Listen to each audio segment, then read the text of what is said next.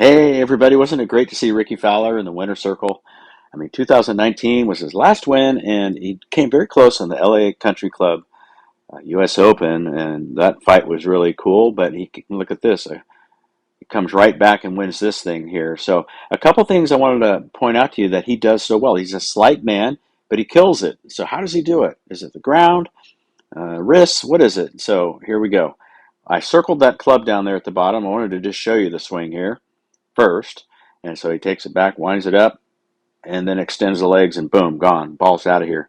Now, as he does this, you're going to see that club and leg work go. Watch how he just leans himself to the right a little bit as he starts. When you when you kind of watch the hip area or maybe the feet, ankles, somewhere in there, you'll see a little shift to the right. Now, prior to that, he lifts up the club head at address, and then he does that. So now you can watch this as he lifts the club head there, and then he goes. So what happens is when he lifts the club, it's suspending, so there's a slight bit of tension when you're holding something off the ground in your arms. And that wrist joint here, that left wrist, it stays in extension, which is cupping.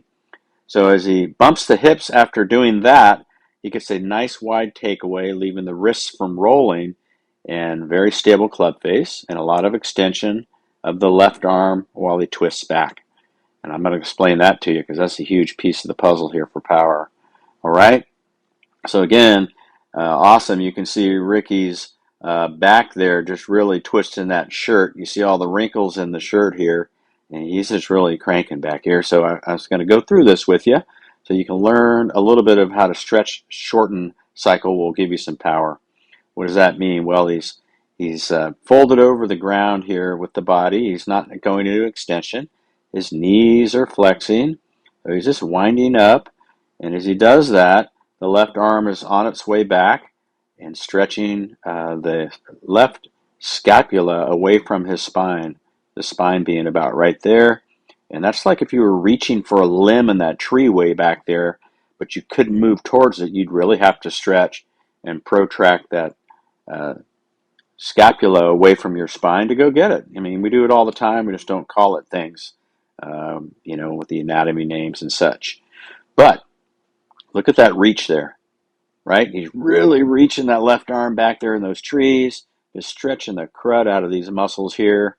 And then what happens on the backside as he starts to load that right arm, look at the bulging scapula here, okay?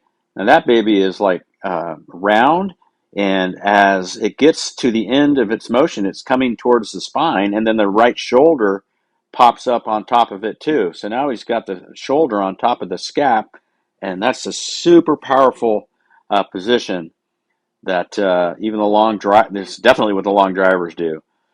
So they stay bent over the ground and then stretch away from the ground with their upper body, and that's how you get power. If you go into extension, you won't get as much stretch.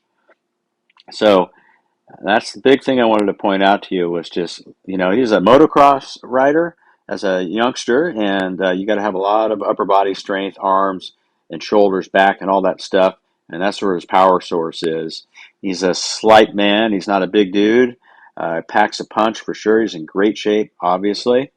But these little things about how, if you're a pitcher, you lean that, you kind of take that right arm away from your body and you get it back into a throwing position like a spear or a javelin throw, and you just are cranking these back muscles right there. So from here, the undoing is going to happen, okay? So that means that he's going to let the rope go, the rubber band snap through, and that's when you see the legs jumping right here. Okay, the belt buckle is rising, and the arms are just slinging. So it's a fascia sling is what it's called. And those fascia lines are ripping through, and I'll explain more of those and other things in other videos. I thought this would be really good. As a 5'7" guy, maybe you're out there going, well, where am I going to get my power? Because we know that all the guys coming out of college, and most of them are, shoving weights around and are tall athletes. And guess what? You can be Hogan size or Fowler and get out there and hustle right with them. All right. Come on, Rickie. Let's do it again.